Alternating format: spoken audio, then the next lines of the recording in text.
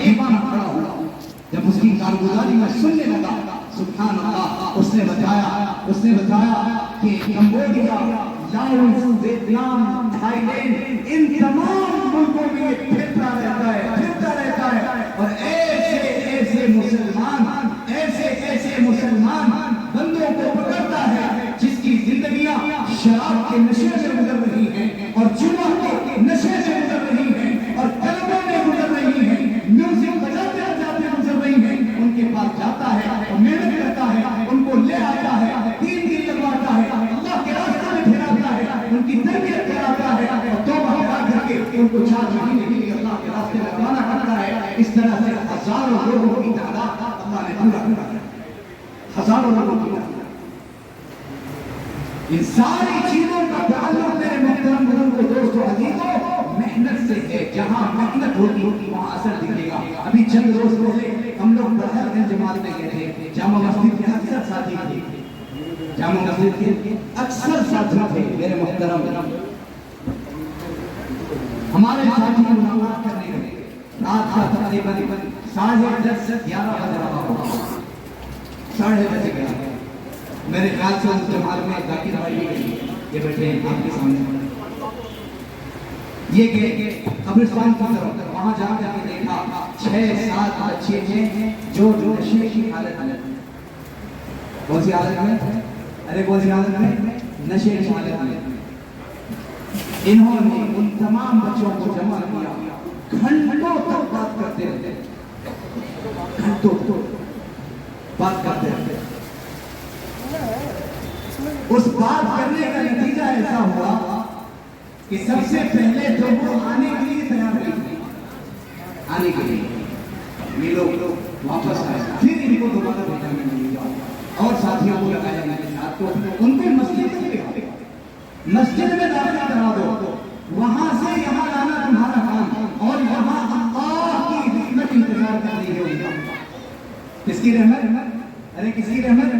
اللہ کی رحمت مسجد میں سب کا انتظار کرتی ہے، سب کا انتظار، سب کا۔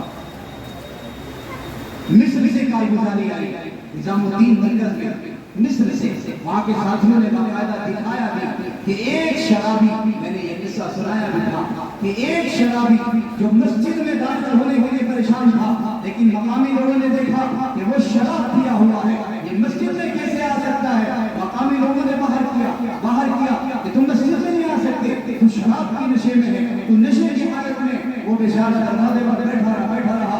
جماعت کے ساتھیوں نے دیکھا یہ شراب میں تو ہے لیکن دل میں تو ایمان ہے۔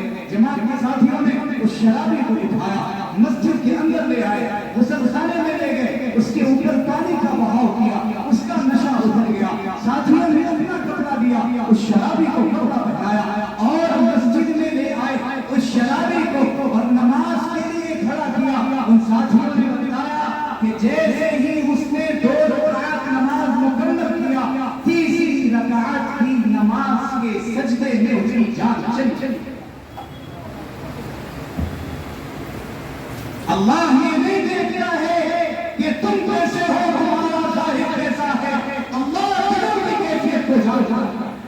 اس لیے میں کہا کرتا ہوں اور آج بھی آپ مجھے کہنے دیں، بہت سارے ایسے لوگ ہیں جن کے چہرے پر سنت ہے، لیکن بہت سارے ایسے لوگ ہیں جن کے چہرے پر سنت نہیں، لیکن بہت سارے ایسے لوگ ہیں جن کے چہرے پر سنت نہیں، لیکن ان کا دل تمام ایسے لوگوں سے صاف اور پاک ہے جن کے چہرے پر سنت نہیں۔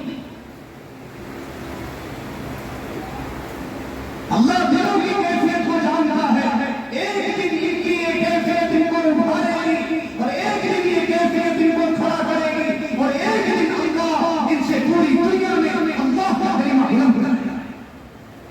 مجھ سے تھائی لینڈ میں جنید جمشید صاحب رحمۃ اللہ علیہ کہنے لگے، خود مجھ سے براہ راست کہنے لگے، ایک جگہ ان کا بیان تھا مستورات میں، ہمارا بھی بیان تھا،